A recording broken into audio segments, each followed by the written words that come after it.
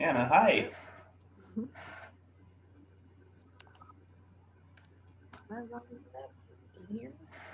I can hear you. Can you hear me okay? I can hear you medium. And I don't know if that's... Yeah, I don't know how I would change that. That's cool. I got you a little bit better now. Okay, good. Okay. How's it going? Right on. It's going pretty well, all things considered. I told you that my firstborn swallowed a battery yesterday. So that's like parenting experience. But life's good, and I'm excited to be doing this. This feels too easy. Like, why don't I just contact people that I want to talk with and like record it, right? Right. And I don't know, I got other people in my life that are like trying to do podcasts and things like that. So trying to keep it like, this is not a podcast, but it seems really useful to record conversations with people that I want to talk to. So yeah, how are you? How are things? It's been a long time since we've talked. I know. I can't even remember the last time that we talked, honestly. It was pre MFA experiences for both of us. So like 2016 maybe? Yeah, I left to 2017, and I remember you emailing a little bit, and then we just got into the throes, both of us, yeah, it's kind of crazy how like 3 years in school, at least for me, and I can't believe like you're done with yours and everything. Like that's just wild, like a blink of an eye. And it's hilarious because like I remember applying for schools and deciding, where to go, and like everyone's like, it'll just fly right by you, and I'm like, yeah, whatever. It's like when a parent gives a kid advice and we don't really take it seriously, but there's no way to communicate that it actually is that experience. It's just a whirlwind. Yeah. Sure.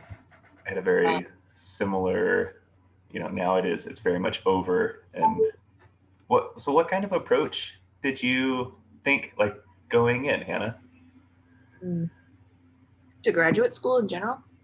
Yeah, because that was something that I struggled with on my end. I had a lot of, and I didn't realize it, but I had a lot of kind of anticipatory expectations of what was going to happen, and then it felt like by the time I got properly oriented about like what I'm supposed to be doing and how things are supposed to go, then it was done.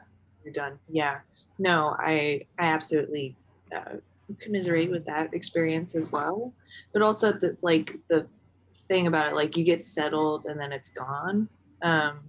Like I still feel that, and I've been graduated for a year now, but in a way I feel more free because I don't have to justify everything I'm doing now and critique, I just have to justify it for myself.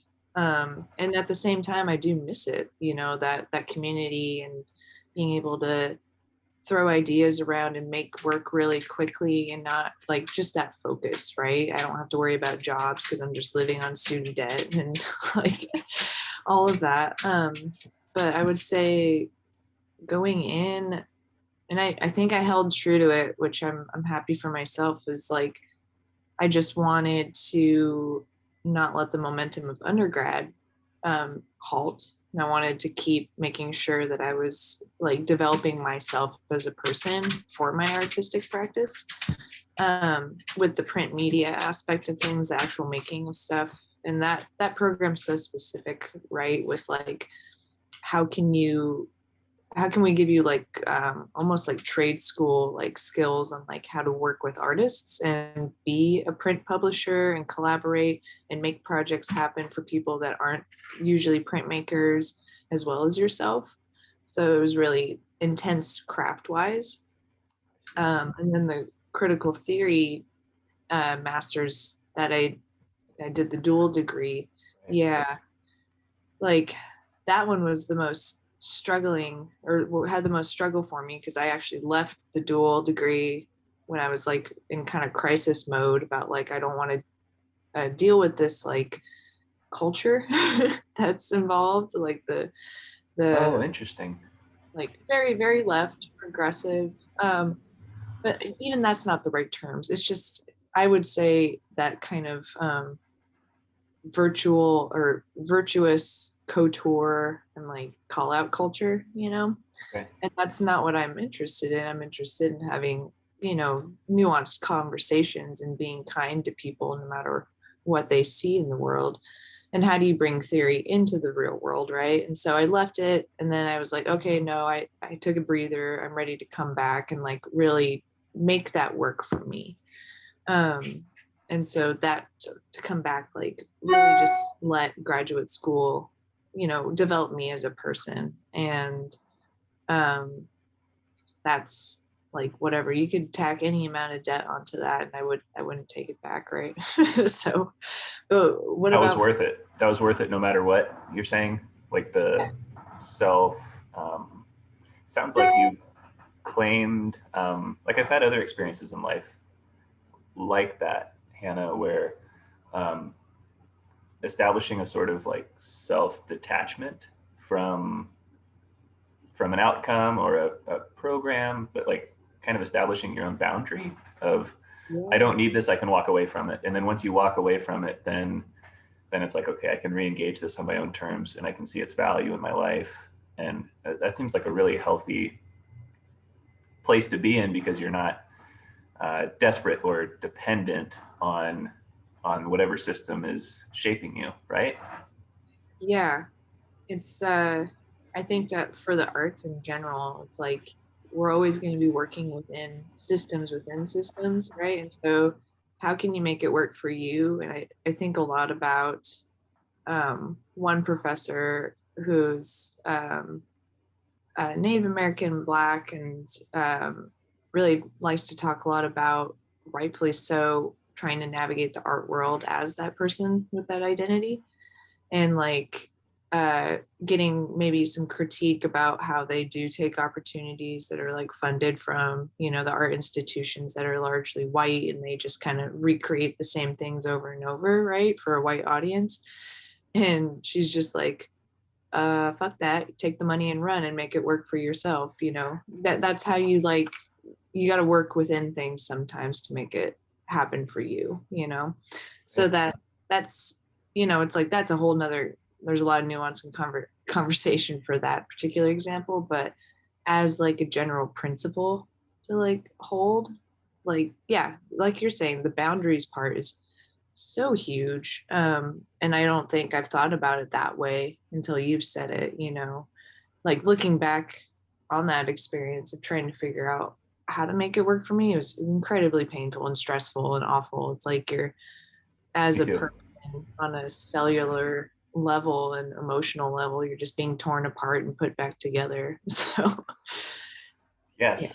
And so many people, it seems like, have that experience. I don't think I mean, I shared a sort of, I'm hesitant to say miserable, but like it was very painful at times and very confusing and bewildering, like moments where it's like, I put in my best effort, I showed up, I did my best, and that went horrible. Is it supposed to go horrible? Or is there something wrong with me? And so there's a lot of that like self-doubting of like coming in with a lot of confidence and a lot of enthusiasm and um, optimism, and then being met with all different sources and from different directions of resistance and um, like forces that were acting on me and shaping me. And you and I both didn't go into grad school as like 22, 23-year olds, so it's like we already have a general adult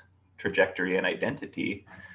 And that was really hard. So the thing you just made me think of too, Hannah, was how I was guarded in some ways against what I kind of perceived as this phenomenon of like, people go to art school and then it's this kind of machine, and everybody coming out of art school with an MFA kind of walks like this, talks like this, gives presentations like this, makes this kind of work. And there's like it's like, I don't want to be brainwashed. I don't want to go in and start talking about my work in A, B, and C ways. I need to like claim and retain the parts of me that that I valued beforehand. And so maybe that's a healthy guard, but at its worst, that's a sort of like, at least for me, I got concerned in a self-doubting way that like I have an unhealthy ego and I'm not open to external like positive influence and like breaking myself down in ways that I need to break down so that I can grow. Yeah. What I'm kind of like hearing you say is kind of a revelation that the things that work for you, right? And it's like a refocus. Like sometimes you have to see what you don't want to be to understand what you are and what you hold true to. Because I feel the same way. I mean, I even look at, let's see, let's think of an example. Like applying for shows, it's like, give us your artist statement, and you think you have to have like that certain like Hannah Bakken explores this and this, and like a certain way of talking. And it's the other few weeks ago, I was practicing that, but I was like, oh my God, screw this artist statement. Like, I'm just gonna like be more like lyrical essay with it. And it doesn't have to be a certain structure. Why does it have to be that way? There's no reason for it. So, and that's just like working with institutions, right? You are told that you're supposed to think this is what you're going to come out with. These are the outcomes. And then your training is done, and then you'll have a successful art career, in a certain context. But I feel similarly about graduate school. It's like there's, as far as like art inquiries or like the things that I hold true, like in my heart about what I want to explore and who I want to talk to. Which are what, Hannah? I'd love to hear this. I think it always revolves around like a rural upbringing in a rural area, and people don't understand a lot of the time, and that is no fault of their own, how to interact with art. And I don't effing blame them, because I don't know how to interact with a lot of art. It's like, yeah, you leaned like a stick sculpture up against a wall. What do you want me to feel? Like, that doesn't do anything for me. I want to, engage different communities, or at least have a conversation about those communities and the importance of the rural and the American West. And I think I came up against so much pushback time and time again with a variety of projects that explore the West in various different ways. And always, I think the biggest pushback was like, oh, you're romanticizing white supremacism. You're romanticizing the white experience in America. You're putting a focus on them. And I'm like, well, what else do you want me to do? I am a white person from the American West. I can't talk from anything else. And I think, it's having gone through that and having, what we've gone through in politically and socially the past 4 years, and even like, this month or January with the insurrection, whatever term people want to use to call it, Sure. Which it is kind of, yeah, it's an insurrection. It's like,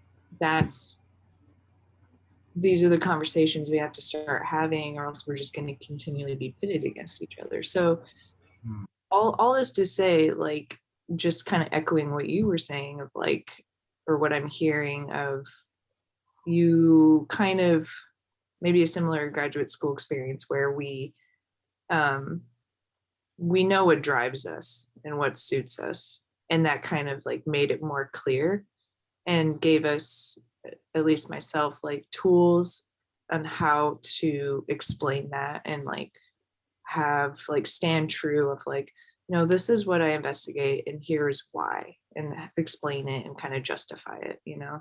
Right. Yeah. It's a level of self-confidence and self-respect and sort of identity.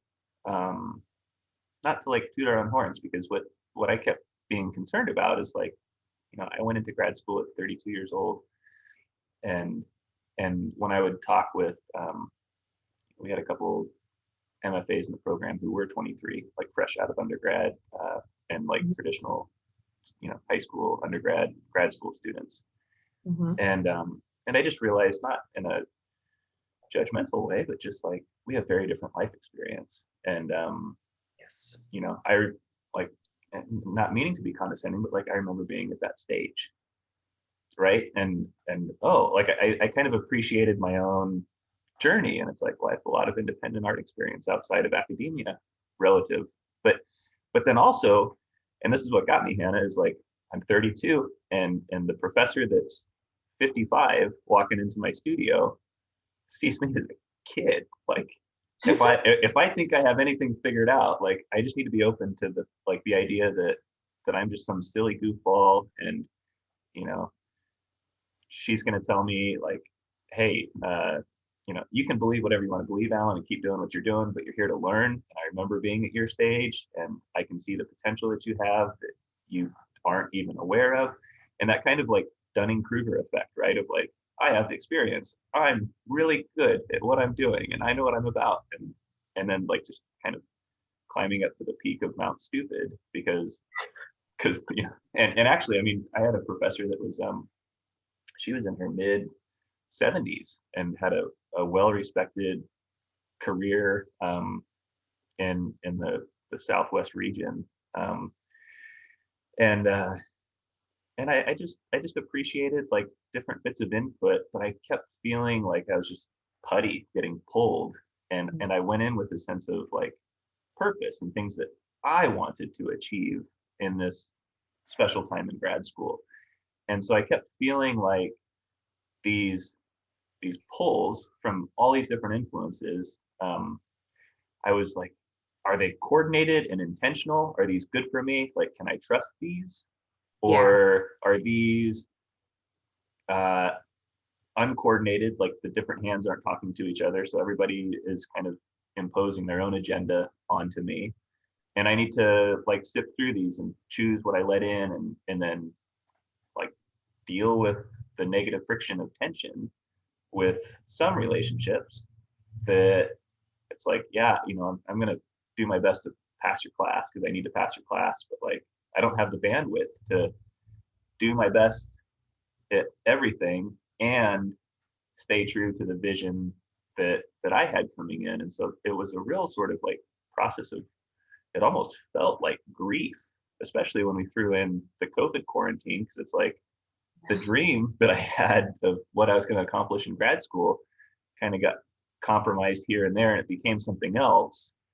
And I can appreciate that, but it was a process of grieving, because it was like I set aside this time, I planned, I prepared, and I was committed, and then it was a sort of negotiation of like my own willpower and awareness and interest interfacing with other influences, and some other influences that I think are exceptional and I admire and I want to emulate, but also as an artist feeling a sense of like value in my own experience, where I I don't apologize for this, but I think students should be selfish. They should pillage everything they can from a resource like an educational institution. Like go in. I went in like a pirate, Hannah. I was like, I need some space. I need resources. Like, what do you know? What do you know? Like kind of just looking around at people around me, and then just trying to steal and record like every bit of their strength, knowing that I have 2 years at Texas Tech, right? So it's like, I got an independent study with you. Like, please send me any PDFs that you think are valuable. And I'm kind of judging, not in like a competitive way, but like judging in a way of like, what do you have that I can take while I'm a student in this little window of time that I can have as a tool and as a resource once I'm out of here and back on my own. Yeah. But that actually rubbed some people the wrong way. Like I think there were some people that expected me, and I'm curious to hear more of your thoughts on this, Anna. We've mentioned it a little bit on the phone the other day, but I got really self-conscious about how I was being perceived. Because and I don't know this, but this is like what I was curious about is I'm a confident person. I had some experience going in, and I have an opinion. So early on I was like quiet, and then I got kind of called out by a couple professors to like, hey, speak your mind, like show up authentically and really participate with your full self, Alan. I was like, okay. And like the next critique, I spoke my mind. I said what I really thought, and it like didn't go well. It was kind of like it feels like if we were taking batting practice in softball or something, and the other team's like, hit it as hard as you can, and then like you hit it as hard as you can, and then the defense is like, hey, asshole, like cool it. Yeah. It felt like that, but I don't know how it came off. But it's like I'm aware that I'm an able-bodied, white, heterosexual, married male, and it is appropriate for me to listen more, and it is appropriate to recognize that historically, I have privilege in environments, and I'm just kind of confused about how that played out or affected or impacted my experience, because I felt like when I was my authentic self, and this is the really confusing, bewildering part, was like, is my authentic self like really corrupt and not self-aware, and I'm kind of this like archetype of the privileged white guy who always shares his opinion, or was it a tough fit? Because I mean, I showed up trying to act or present, not act, because it wasn't really a mask. It was just like I showed up reserved, trying to participate, read my environment, and take selfishly as my as a student, but really like reading my environment and sort of like understanding the environment before I like start really acting with any sort of confidence within it. And but then I got that feedback of like, Alan, if this is going to benefit you, you need to like show your true colors, like be transparent, show your full hand, tell us what you really think, like don't be afraid to push back on an opinion I have, sort of a thing. But then I did that and I felt like it just burned me, right? So I can't tell if that wasn't a fair, like it wasn't a fair request, like don't ask for that if you can't handle it, or if it was like, no, it was a fair request and my true colors were actually kind of obnoxious and I needed to grow, and now I'm sort of like in a different position, or I grew, or I have life work ahead of me, but that needed to come out because that's going to affect how my art career and my adult identity play out. Yeah. I have so much thought on that. And of course, I wasn't there and I can't know what the dynamic is, but just knowing what I know about you, you're an educator. So one, you're already skilled in like judging the room, and like you're incredibly close listener, and I couldn't even ever imagine like you serving or giving or just like positing opinion with like any sort of like abrasiveness, right? Okay. Like I just don't see that happening with you. And I can think like if I actually sat down and thought, I could probably list a dozen white males that I'm either friends with or went to school with or both, that and this is one of the big reasons why I kind of left that dual degree for a little bit, is I saw these students who, white male, you can assume that they're heterosexual, have all these privileges that you're talking about. But my God, do they know their theory? Are they passionate about it? Do they want to have a conversation? And are they open to other people like combating them? Totally. And there's, in that specific program, there's kind of a culture of like we're gonna spar, like we're gonna fence with, Yeah. theory and philosophy and all of these things. And so it's just kind of like a culture that I think can be good and bad. It's not my style of like, a playful argumentativeness. Um, and that I think it's because they are white males, their like ability and their confidence to give their opinion. And if someone says something, they're like, no, I disagree with that. And here's why. All of a sudden, it's a personal attack. And I can think of a handful of students within these, like that group that I'm thinking of, that left the program completely, left other programs.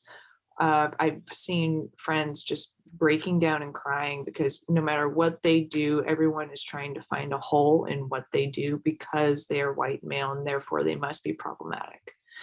And so I don't think you're alone in that experience by any means, but it's also something that like we're not supposed to talk about. And even like this being recorded, I'm like, oh God, like I'm gonna be written off as some white supremacist, as like wanting to engage but these identities and these experiences, but it's so incredibly valid. And I feel like there's a myriad of scapegoats in society, right? But I think the white males are, you guys are experiencing, you're not even given a chance. You're to be prove yourself as good-hearted and innocent. You're totally guilty before proven innocent. So yeah, that's really interesting. That just that like we have fear around talking about this, especially as two people who are not of color. Yeah.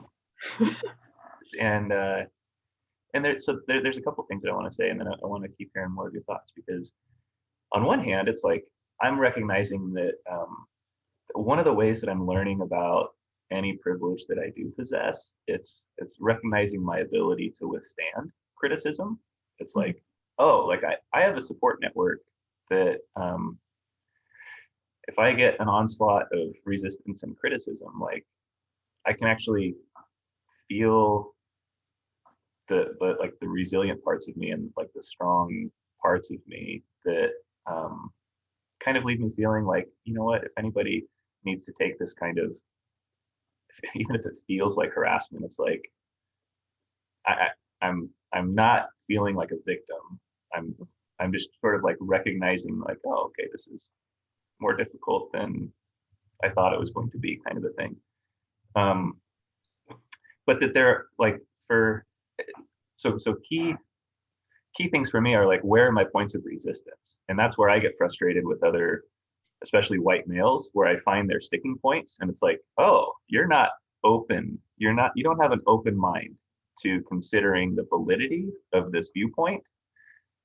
And that's going to make people really upset if you're denying their perspective, just saying like, just denying like, oh, that's not a thing, because the criticism is that we occupy a position of privilege, and if we're sitting on top of the molehill, and just like whacking anything else that approaches or criticizes our position, that's problematic. And so that's where I am interested in like, and I can even concede that like, okay, if I have some negative experiences just because of my identity type, that maybe instead of here's what it is, Hannah. Instead of feeling like a victim or blaming other people for judging me based on a sort of group identity, I'd rather focus on my own team of like, hey, let's look around across the board and see how our team's functioning. And if team white men is not functioning at a high level, maybe I can engage the friction on that plane instead of trying to say, hey, don't judge me based on my team, kind of a thing. Does that make sense? Yeah. Investing and trying to get to the root of the problem, essentially working where you are, right? In a way, is that what you're saying? Yeah. You're Well, not, but it has to do with like accountability and blame, right? Because I think I could go two different ways of like being annoyed and put off and giving the world a sort of reaction of like, hey, I'm sick and tired of being judged by my gender and my skin color, and now my life is becoming more difficult because white guys are becoming the scapegoat.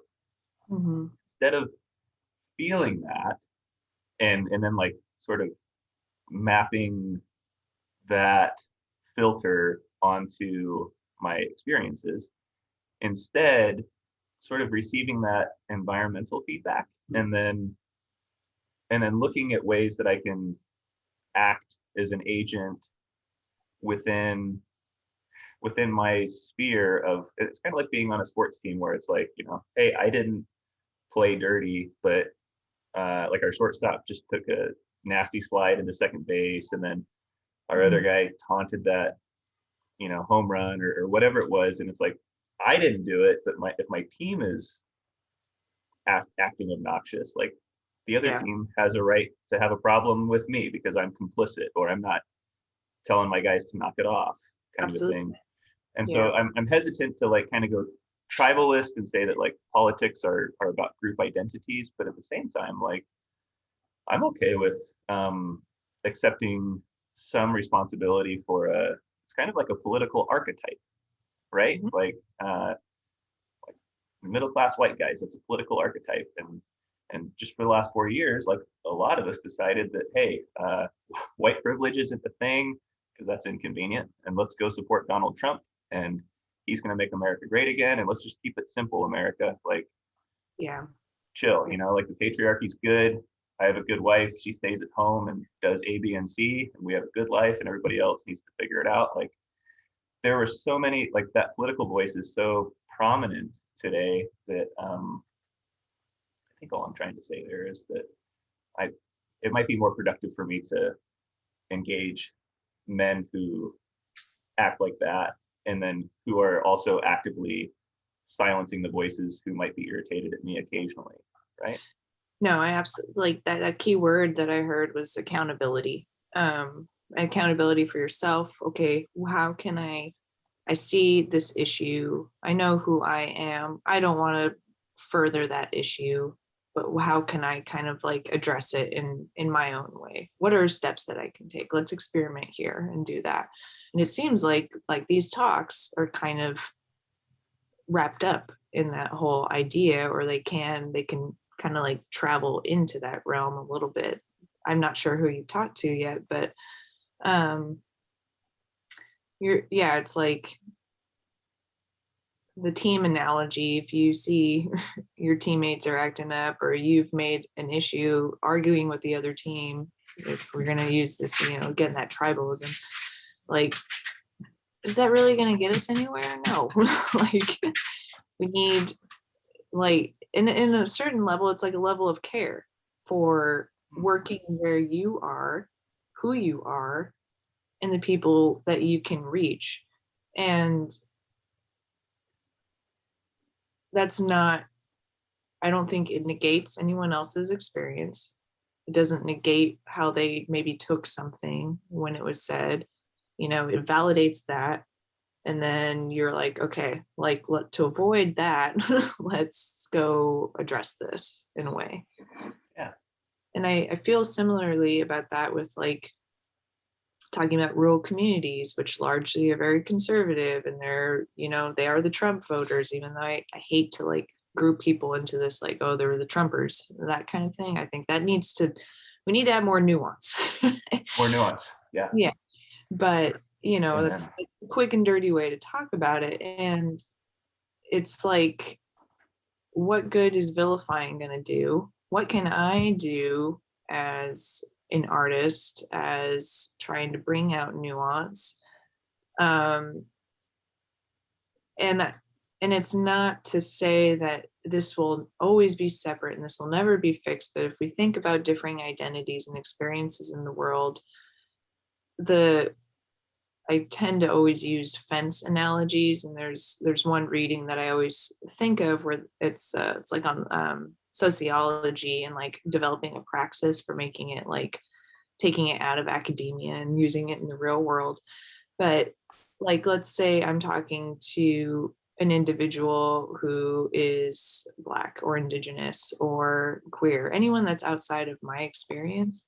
I'm on one side of the fence and they're on the other. And there's always going to be that boundary. There always will be. But that doesn't mean we can't talk to each other over it and say, hey, that exists. But that's okay because I see you, you see me. And like you're there and you're living your great life and we're here and we can still share this space in a way. It's not like it's not a damaging boundary. It's just always going to be there.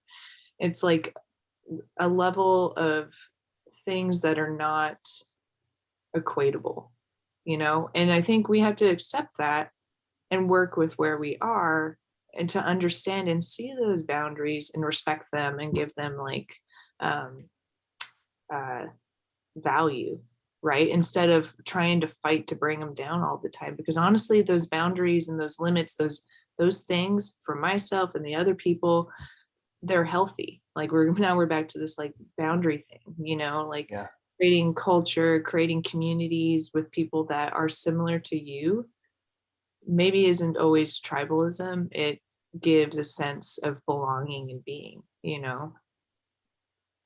That's powerful, Hannah. I really like that analogy, and it has me thinking. Maybe you've already thought of this, but what kind of fences are we constructing? Is it an opaque cinder block wall that's like 20 feet high, or is it is it friendly? Is it a boundary that we can recognize? Like, what are the character properties of those fences? Because differentiation is, I agree with you, healthy. Like recognizing those nuances. I like that fence analogy because we can all imagine neighbors, and we have Mhm. some good relationships with neighbors and other relationships with neighbors that aren't as healthy. We have a new neighbor in our neighborhood right now that she has a video camera on her property, and um, we used to live in the same neighborhood, and it's like um, you know our kids will go up her driveway and back down her driveway, and that used to be okay with the old neighbor, and it's a fun driveway because it has a pretty steep slant, and it's at the end Mhm. of the street, and it was always cool. And now it's not cool anymore because she came out and kind of gave us the stay off my property. Yeah. At least I heard through the grapevine. I haven't talked with her first person, but Mhm. yeah, the what you're saying is a really useful. It's it's a useful analogy or metaphor because people can understand that.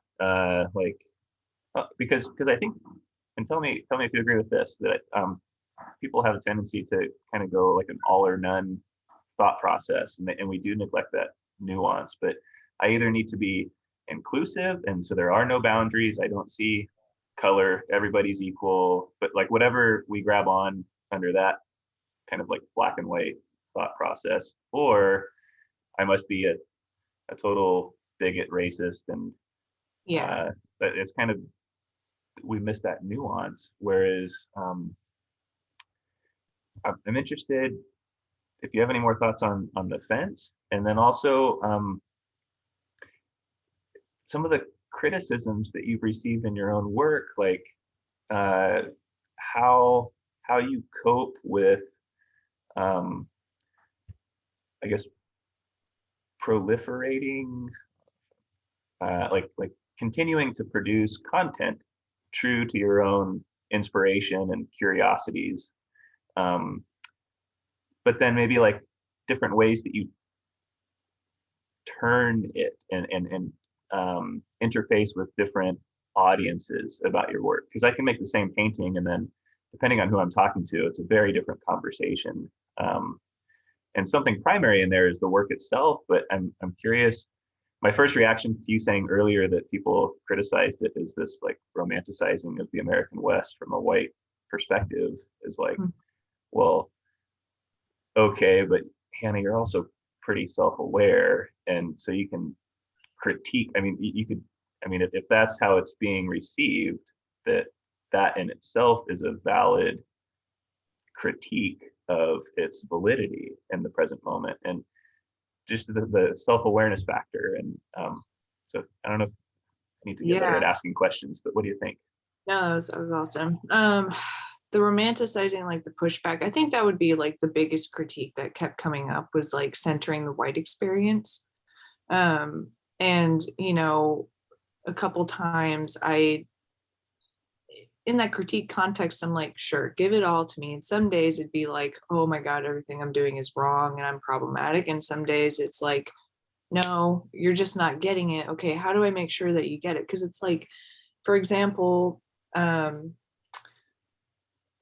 do I want to start this? I had this, well, I did the part, like the first part of this performance, and I think I'm going to come back to it, where I dress up like a traditional male cowboy rancher, and I pull around these copper plates. I take them to, you know, to pasture, and it's this durational performance, and then I print off of them, and it's just kind of like there's a level of humor and just absurdity, you know, because like when you really think about it, the American West is absurd. Like we totally changed this whole place through cattle and farming so that we could send beef back to the UK, and like it's all, I could go on and on, but it's all rooted in like the elite from the start, like the cattle barons expanding out and the American government wanting the resources and driving the people in a populist movement to, you know, justify it, right?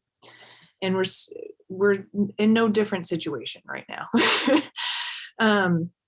And so, but also like the cowboy as an icon, as a thing on an international level is romanticized everywhere. Like we think about Germany, like the cowboy and Indian thing is like absurdly ingrained in the mind, especially in specific regions. Like the cowboy westerns and like everything that was being played during the Reagan era because of him being Reagan, and like the power that the US had with like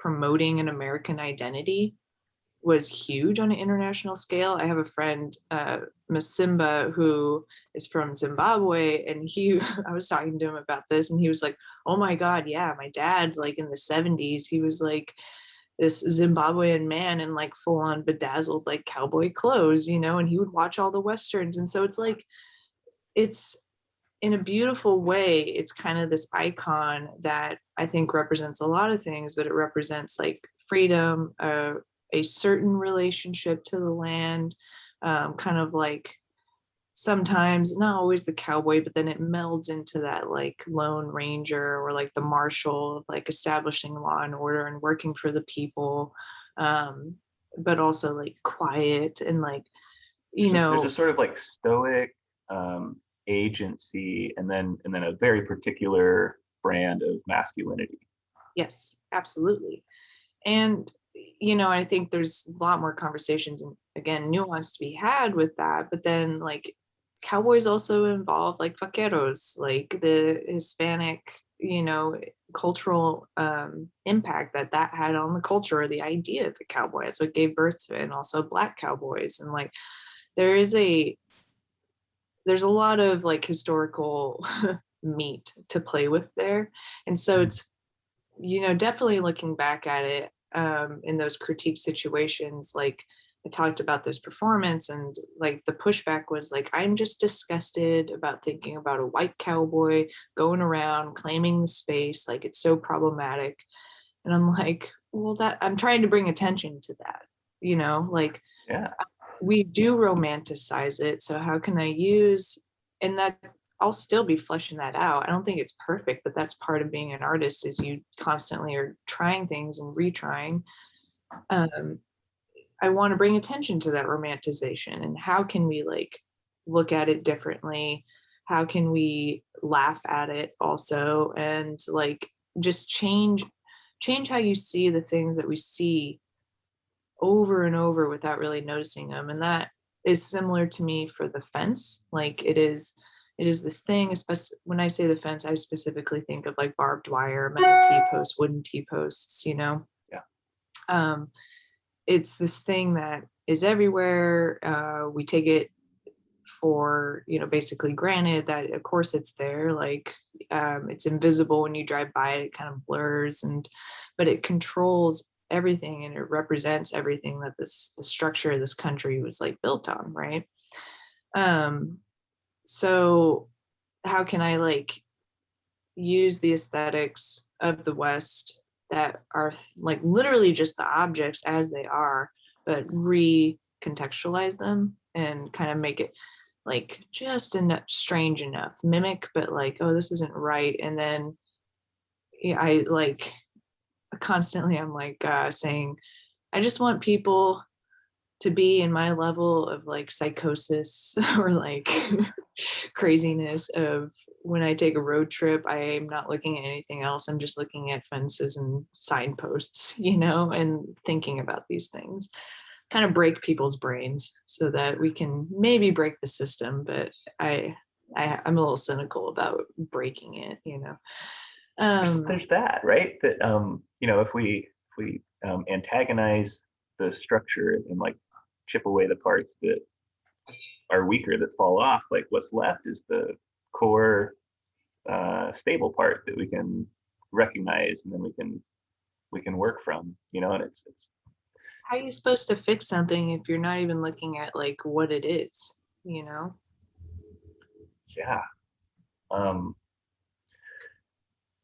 Yeah. Okay. So then, but then Hannah, let's see. So then we're talking as artists about, is our function to contribute to fixing things? And I mean, I would nod my head, but then it seems like we have a long history of failing at doing that.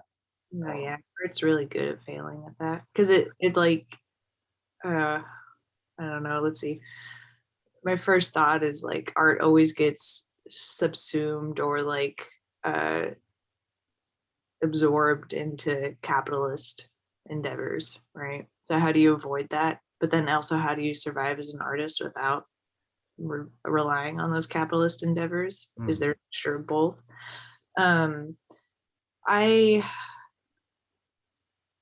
feel like the artists that I look up to, and at least at this point in my life, and that might change and it might change project to project, is like I'm not trying to posit like a solution. I don't think there's any way I could do that, but I just want to ask questions.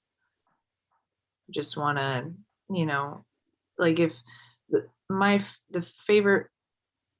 the best art that I've seen or the ones that stick with me are the ones that just leave me like feeling, like, and then I'm never going to see that the same way again. Like there's one artist that I'm in a show with who's Armenian, and the national rock for Armenia, which, Armenia has this awful history with like Russian influence and just being completely leveled culturally because of war war after war and everything melding together. But lava rock is their national rock, like that pumice stone that people use in landscaping. Yeah. And so they made a sculpture with it to talk about like, culture and architecture and things that aren't readily seen or forgotten or, but are everywhere around us. That's my read on it. And so now when I walk around my neighborhood and I see lava rock, it just like, it makes me depressed but happy in the same time. It's like, it's those kinds of projects that I think is the role of the artist, at least me. What do you think? Yeah, well, that's beautiful. I like the lava rock and just like the metamorphosis of like the materials journey. Mm-hmm.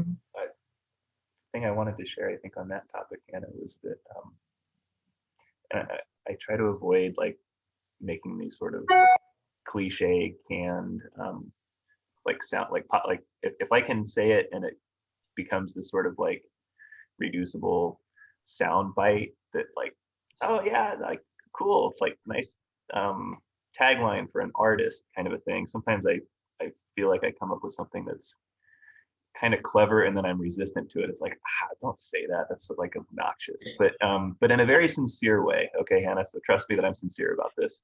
I was really resistant to sort of this like implicit pressure of the art world and even academics. Like, what does your art stand for and what is it saying? What's the message behind? What's the aboutness? Like, however you want to ask it, it was something about like, what are you saying with your art? Yeah. And I eventually, like towards the end of the program, Hannah, I adapted because I kept like anything I talked about would get like squished with a hammer. I was like, okay, well, I can't talk about that because that's unpopular and that's been refuted and obliterated. And okay, so I just kind of like got all this information back, and eventually I came to this conclusion that I'm really interested in if I can make art that when you encounter it, its presence is that of listening. Can I make artwork that listens and draws out the audience rather than speaking a clear message to the audience? Because if anything, it's like if I can create an artwork where it has substance. Now that's not to say that like it's this vapid, shallow, empty vessel where it's like fill me up with anything, like whatever content the viewer has, give it to me because I don't have any content. It's no, like the paintings or whatever objects I'm working with like has content, but I'd love it if my art could function like an old person where it's like don't if you approach an old person with the wrong questions, you're not going to get a good conversation because you're not going to recognize what's there in front of you. But if you ask an old person the right questions or you speak to them, a lot of the wisest people I know have this disposition of like neutrality and observation, and they're there. And once you develop a relationship with that person and you recognize the deep well of value that they possess in their life experience and their knowledge and expertise and love and all of that, then you can just ask one question and then this person can really open up and show you their layers. And there's a tremendous amount of value to be a listener in that situation. So I'm interested in like kind of undermining this assumption that like I'm going to go to the art show and the art show is going to hit me with some profound message that I need to understand that's going to add value to my life, but rather go to an art show where there's an opportunity to interact with objects and stimuli that I think one of the biggest gifts we can give people, especially today, is just that of listening. Yeah, no, absolutely. And I think that's like, how do you make artwork that listens, that invites a viewer in and communicates trust, Yeah. And that is so hard in the art world because we're talking about usually art is shown in spaces, especially painting, and this is not my wheelhouse is not painting. It's in spaces that are usually not really accessible, They're intimidating environments. They're very intimidating. As a painter, I go into galleries sometimes and it's like I can actually see it when I'll never forget this one time. I walked into this contemporary gallery and the gallerist gave me just this really like intimidating kind of like condescending, like, why are you here? Oh, you don't know who that is? Well, that person is a really big deal. And kind of that attitude. And I was just like, okay, I can tell you read the 2-paragraph artist description and you have it memorized, but like, great job. Thanks, buddy. But like that even that, like the way that I got treated in that moment runs a lot of people off. And it's like, if I didn't really love art and was really kind of attracted to interrogating that whole situation, I would have walked out. but Mhm. there's something at stake for me in those environments, in that situation, because I believe in the value of art, and I believe in its potential. If I didn't, I'd be doing something else, right? Yeah. Yeah. But you're right that there is something to be critiqued about. I like what you said. I forget if it was through text or on the phone, but how we're open to different exhibition opportunities that are non-traditional spaces, because the traditional art space should be critiqued nowadays. Like there's a good reason to not set our limits based on these institutions and these classic venues. Hmm. Which is kind of, like in a way with COVID, I'm like, all the museums are closed. And like that does it, there's a lot of resources and programming that are suffering, right? But it's also maybe giving an opportunity to give birth to different access, like virtual exhibitions. What, like, it's not the same, but I can sit here on my computer, or I could, like, if I was teaching an art class, we could take everyone to the museum and they could spend like really some, even though it's on a screen, like, I'm going to look at this work and we're going to read about it, we're going to talk about it. um there's shows that I get to see, or like artist talks I get to attend, that I wouldn't be able to across institutions, so it's like, I think there's some beautiful unintended consequences that have kind of, they're helping us as art community, large community, kind of, oh, there's a hole where we can imagine things differently, let's try it out, like the show that I'm in until the end of this month is in a backyard, and it's COVID safe and it's fun and it's wacky and it's non-traditional, and like, how can the art change with the weather and time, and how do we make different spaces that don't have to be in a white wall and need all this funding. um for I'm interested with your work, because again, it's out of my wheelhouse. It's painting and it's also abstraction, I would say. Like, and if you don't want to be categorized as that, like, totally tell me no. I don't know how to talk about um that work very well, because I'm like, here's my words and here's my it's like, I'm very didactic. Like, Okay. um usually I'm trying to be more like abstract and poetic, and I've my new challenge is, because I just kind of went into that wheelhouse a bit more, and I just made sad artwork, and so now I need to try to like use abstraction or poetry in a fun way. Okay. um, That's great. but I think there's art art and objects and the things that we make are gonna, like, they say something, right? When we first see them, there's patterns, there's color, there's shape, there's things and energy that have been transferred from the artist onto this surface, onto this object, and that's going to hold and bounce back. Hmm. And I can think of like a bunch of abstract paintings, or like paintings that I've seen recently in town, and I'm just like, oh, screw you. I don't need to think the way that you think. Like, you're beating me over the head with some sort of message, even though the message not clear, and I just get this vibe, Okay. versus, I think, I haven't seen your work recently from after graduate school, but I remember your paintings before. Like, there's an invitational vibe that wants, that listening way is a good way to describe it.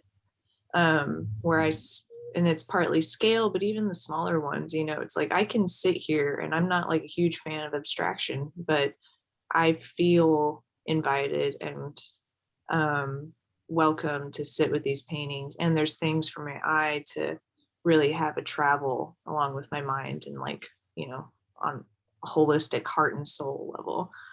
um so I don't know if I have a question. It's just more, Yeah. what do you think about all of that? Like, how do you navigate abstraction and listening and the messages of your work, because it's a mystery to me.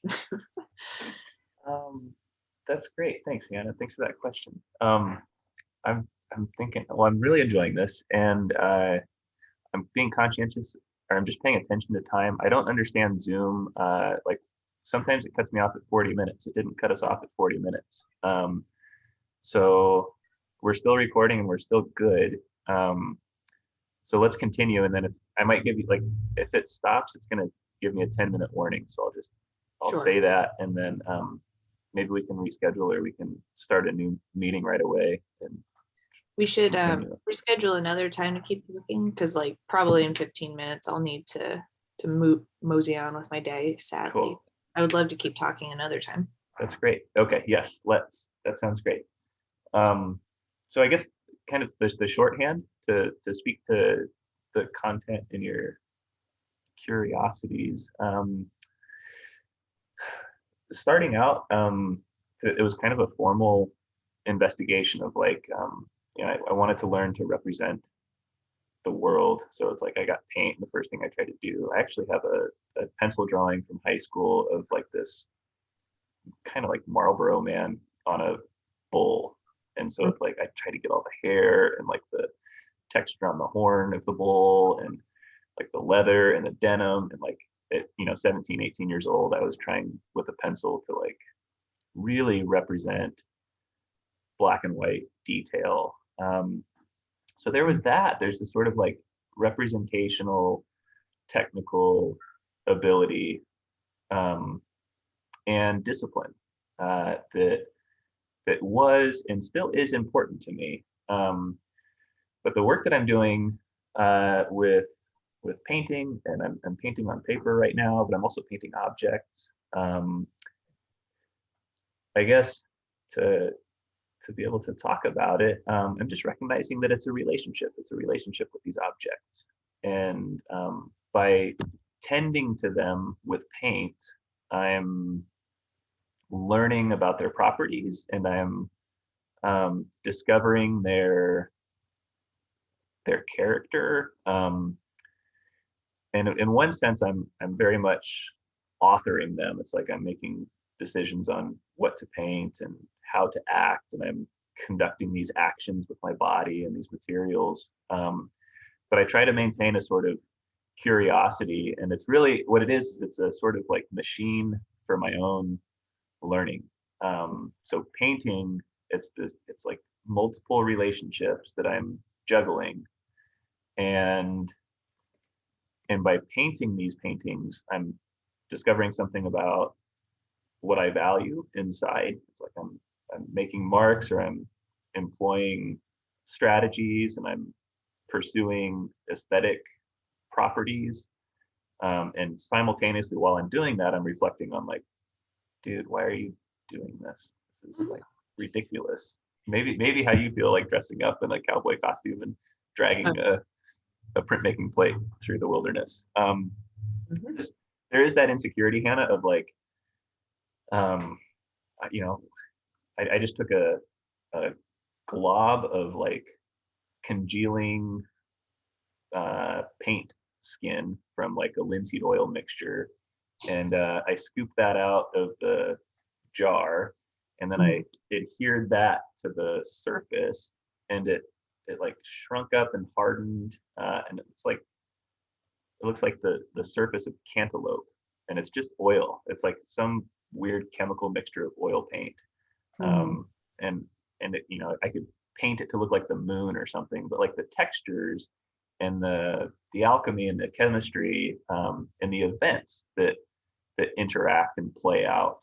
On one hand, it could be like simply cosmetic, formalist, and like there's no meaning, and I'm just a painter, I'm just a decorator, and like it's cool texture and nice colors. And on one hand, I do want to stay anchored in the sort of like the humility of it's just paint on paper or canvas or masonite or panel. It is just paint, folks, right? I show up, I get a really high-tech paintbrush, I dip it in some goo, and then I wipe it on the surface, and then do all kinds of like experimental, curious, weird things where if I videoed everything I did in here, I'd be self-conscious. And then like things come out though, and I'm interested in this sort of like sincere presentation of like, kind of like if you end up with a good home video, like with your pets or your kids or a friend or something, and it's like, man, like that was embarrassing because it was so like real or vulnerable, or like, you know, I wasn't doing it in a way that I wanted anybody to see, Mm. but but in doing it that way, I've captured something that's like essentially human. And so I'm not trying to be human. It's like I'm at the studio, I'm doing all these things where it's like, this is ridiculous, or this is serious, or I'm going to try really hard to speak to the biggest mysteries in the universe, Mhm. or I'm going to make fun of how ridiculous that is. And I go to like these different, it's kind of a dialectic of like this, that, like yes, no, and all these different pieces. And then as they finish, I try to like take a step back and learn about what I just did.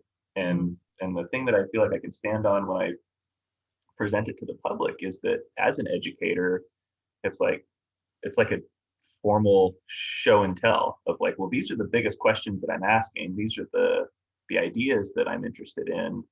These are the problems that I have, and these are the things that I don't have an answer to. But here's what I did about all of those other things. And so I can just kind of like talk about the things that I'm interested in, and then engage the work as a learner, like it's its own entity. Like if, you know, when my kids grow up and they become their own adults, like Zach and Nolan aren't my responsibility when they're 25, 30, 35, 45. Like they're their own people and they exist on their own merit. And I had a big part in bringing them on their path to maturity. And that sounds kind of cheesy, and so I'm like trying to avoid that like Mhm. reductionist, like, oh, making paintings and my studio practice is just like parenting. They're like my kids. But there's a lot of parallels. They're just not human. Does that Yeah. make sense? No, absolutely. You're it's like you're a parent. Well, it's just like parenting, I would imagine. I don't have kids, but it's like having been around kids, like you take care of them, you invest in them, you explore with them, you get to learn about them, but at the Yes. same time, then they're also your educator. Like you learn a lot about yourself and the world from being around them. So it's like your paintings, you're both the parent to your painting, and the painting is your mentor and educator, like back. Exactly. And you meet those parents where like their kids don't have their own identities because their parents are dictators. And it's like, Yeah. you know, the kids are just repeating the dogma that their parents teach them, and they're afraid to make mistakes. And you know, you ask the kid a question and the parent answers the kid for you know, they speak for them, sort of a thing. Mhm. And then there's other parents where it's like, and this is who I hope to be, and that is that like if my kids can do something by themselves, if they can speak for themselves, I am most interested in supporting their developing independence where they can exist. And then if I'm asked a question like, Alan, what do you think about this, then I can speak on my own experience. But when my kids are being asked questions on their own merit, they can speak for themselves. And Yeah. identically, that's how I'm hoping my work can function. It's like if I'm not there, it can speak for itself, and it can field whatever interrogations, and hopefully rigorously, that can be thrown at it. You know, it has enough substance and resiliency, and it has traction. You know, it has all of these properties that things need in order to survive and thrive in the world today. Um, so I'm building that, and I've just played recently. We can talk maybe more next time we get together. For my thesis virtual show during COVID, I'm doing all this like abstract work and implicating concepts of like prime shape compositions and noumenon and Mm. landscape archetypes. Those are kind of like three branches of my work right now. But instead of like doing any of that and using that in the title, I just titled my show Boats. And I just kind of ran with this metaphor of like, what does a boat do? You know, just approach art like you're on a boat, you know, and let's be aware of what we can perceive on a boat and what we can't perceive on a boat. And I played with this idea of limits. Mhm. Um, So boats is a useful metaphor that I kind of came up with in the last year. And then recently, with this upcoming opportunity, I'm leaning towards titling the show Skin, and just all the connotations that skin has of, right? It's this like boundary and sort of interfacing, and how we understand something about an object by really seeing its skin, but we can understand something about the structure um, underneath. And there's a lot more that I'm hoping can correlate if we think of painting in terms of, like, everybody has experience with skin, and they can take that access point, no matter if they're a PhD in art history, or if they're average Joe who has worked on a farm his whole life. Like, they both have experience with skin, and that accessing art through that filter might be of use, because it's a sort of like common human access point. Yeah, absolutely. So thanks for letting me talk through that a little bit, Hannah. No, it's great. My job, the studio manager and like production assistant for my boss, Chris, it's letterpress printmaking, but like pushing the boundaries of that and a lot of abstraction. And it's been, with the nature of letterpress printing, it's like, you have your type and your blocks and you're very set, and it kind of like gets corralled into this design realm rather than art. And so it's like partly design, but then he's like been experimenting with monotyping and like texture and layers and depth with basic shapes, and so, like, in general, I'm always trying to understand the use of abstraction in artwork, and like how would artists navigate that in different ways.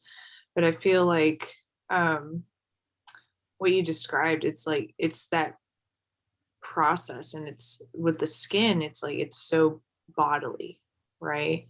Like this, there's you have an experience with the artwork that maybe is not going to be ever really fully communicated to the viewer, but you also want that like process, that tactility, that like visceral reaction, perhaps not only just like bodily, but like visceral and like a soul, like, and mind scale to come through. To resonance, like Yeah. when you're in front of it, there's a sort of like recognition, rather than like, when you're in front of things like, say we walk into Walmart and we find something that's very cheap. You can tell that, okay, we're going to buy this toaster and then it's going to last for 2 years and then kaput. Versus something that's well made, or something that has a history. Like, we go in and buy a toaster from an antique shop, and the toaster's 100 years old, and Like and a it's patina. yeah, and to me that's that sort of like resonance that is just, people recognize it. It's like the way we kick tires when we're buying cars or bikes, right? Like, you can tell when there's a quality, well-made, thoughtful, intentional bike versus something that's, and so, like, people, we touch it, we look at it, we ride it, we get information from its nature by exercising our tools, and I think art can be very similar. Yeah, and I think we're hungry for it, living so digitally. That's nothing new, but it's just going to get deeper and deeper. Yeah. I feel the same way about printmaking. It's like I made some protest posters, letterpress protest posters from when that was like really beginning here. And they were big, and I went out and before everyone like took off and handed them out to anyone who wanted them until they were gone. And it was so beautiful and surprising to me how many times people, like, I've seen people passing out digital posters, and they're still great and they still have a use, but people take them and then they carry on. But like, when I had the stack, or my partner had a stack, they'd come up and be like, oh my God, this is beautiful. Did you make this? Like, they stop everything that they're doing. Okay, well, thank you. And then they go on. Yes. It's like there's that patina, there's that energy, and even if they don't know what letterpress printmaking is or what it took to make that or what the history is and all that, because that's where I geek out, they're just like, that's something different and I love it. And then they put them up in their windows and they keep them, it's And they recognize it. yeah, You don't yeah, have to tell them the difference. Like, you just handed them the thing and they recognize it. which is wild. It's so cool. Yeah, it's the patina of things, time and the hand and the presence and the process is, it's like we're we use tools. We're a species that uses tools and likes to make things and change the world around us. So of course we're gonna love seeing that. Very well said. Yeah. I completely agree. Yeah.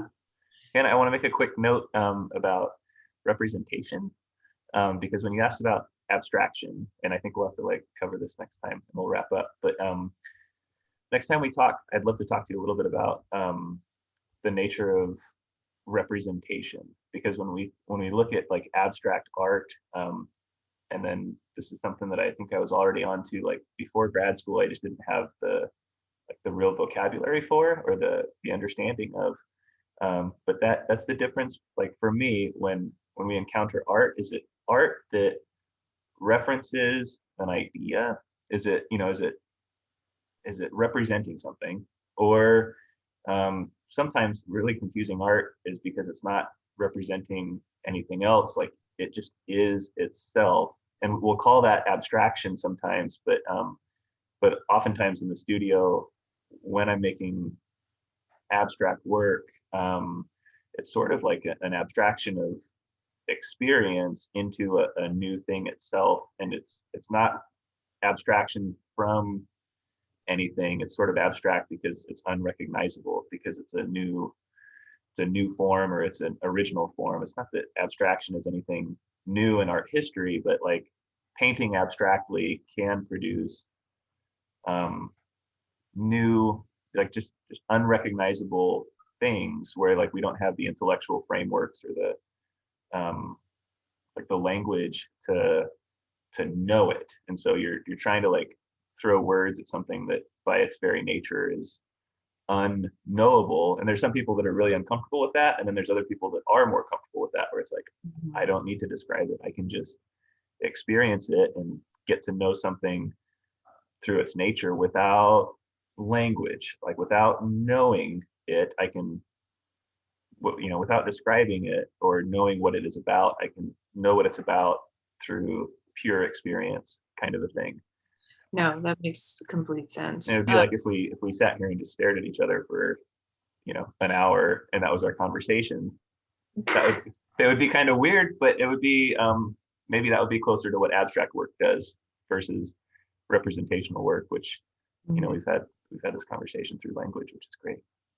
Yeah, and both have their value and their purposes and our overall experience as individuals and blobs of energy and skin sacks, so Skin sacks. Yeah. Oh, that's great.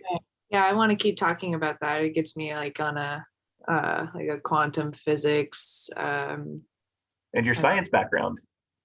Yeah, that like a cellular, like dark matter, and what kind of like spurred my thesis. And even though I pushed away from it, it's still part and parcel to it. It's like the key is new materialism, which is basically like everything around us has an energy, and because I put that cup there, that's going to change how I interact right now. And like this, like everything's got a resonant material soul to it.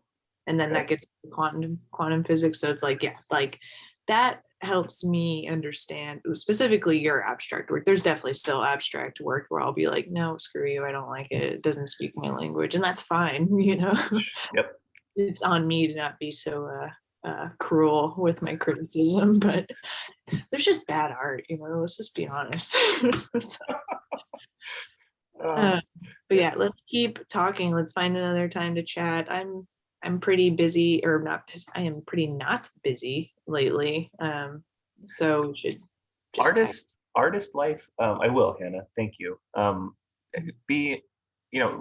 would encourage you to recognize yourself, and that it's not I think we got to be careful to not say that we're not busy, because like, I have a flexible schedule, but like you're doing a lot, lady. So you're busy, you're just flexible too, it sounds Yes. like. Yes, I don't have like hard scheduled things on my paper calendar right now, but like, oh yeah, always busy You're here. doing a lot of amazing things up here. Yeah, likewise. Thanks, Hannah. Okay, thank you for your time, and I'll end us here, Hannah Bakken, and maybe we'll put this up. We'll talk more. I'll actually give you a call real quick after I push end, but like end of not a podcast, artist talking to artists, and Hannah Bakken, thanks. Thank you. Thanks, Alan.